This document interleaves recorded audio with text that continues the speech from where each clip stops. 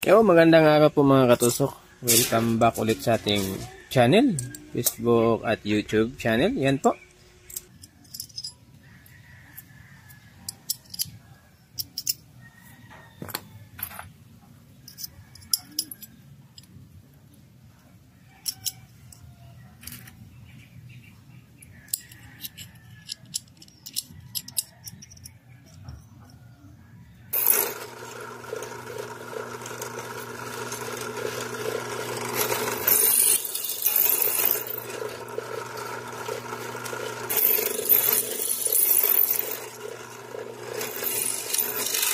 Magandang araw po mga katusok. Welcome back ulit sa ating channel, Facebook at YouTube channel. Yan po.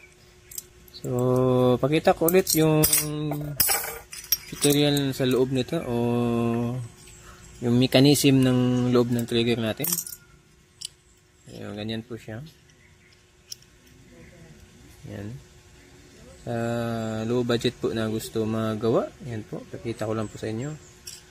Yan. So, ito po lahat ay gawin nating trigger. Ayan po. So, ito po yung trigger na no line release. Ito po yung trigger na with line release. Ayan. So, ito yung mechanism sa loob niya. Ayan. At forever, yung kalabitan. So, ayan. Gagawa tayo.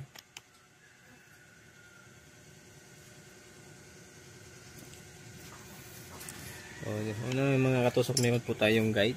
So, ito yung guide natin, guide bar.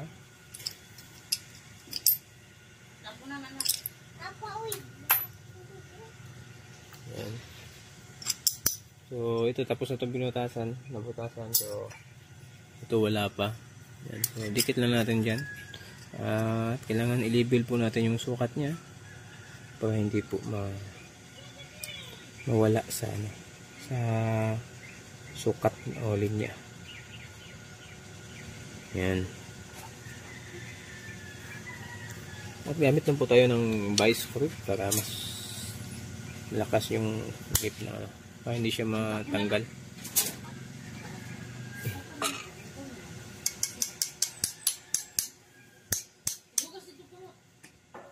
Ayan mga tusok. Ayan, tanda rin natin.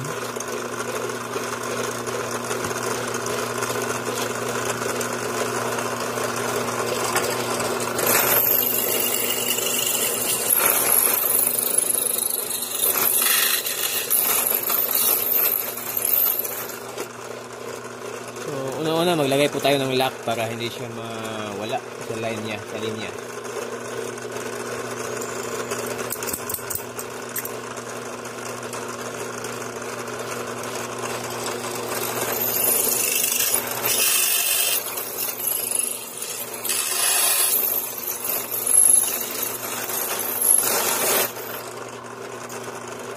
So ayan, nalagyan natin ng lock pin ulit.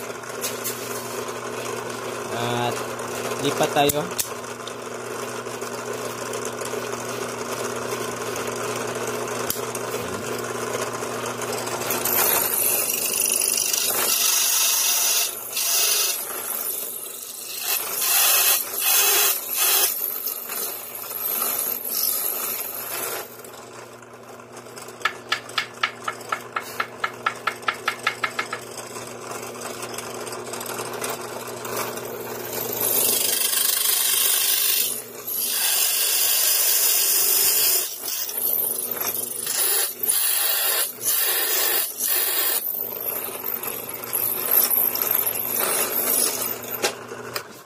Medyo mapuro na yung ano natin, drill kasi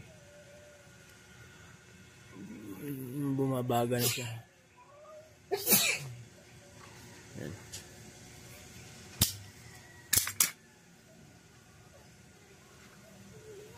Tanggalin natin yung mga tusok. Ayan. So, ito na yung ano natin. Ito yung guide natin, guide bar na makapal, at ito yung inutasan natin. So, kukuha po tayo ng share kahit saan dyan. So, pareho lang naman ng sukat niyan. At dito, kahit saan din yan. So, ayan. Try natin kung sasabit ba siya.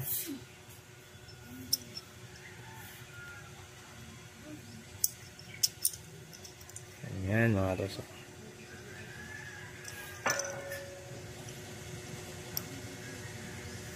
Ayan po yan.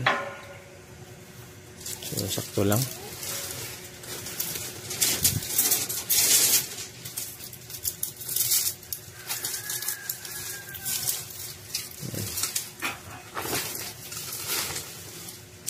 Ayan.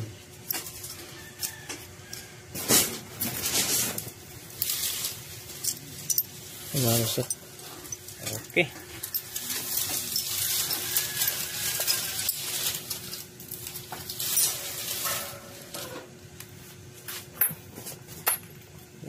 Ito lahat mga katusok ay asimbuli natin. Ayan. So, yan mga katusok. Subscribe po sa ating munting channel para po updated po kayo sa ating mga bagong video.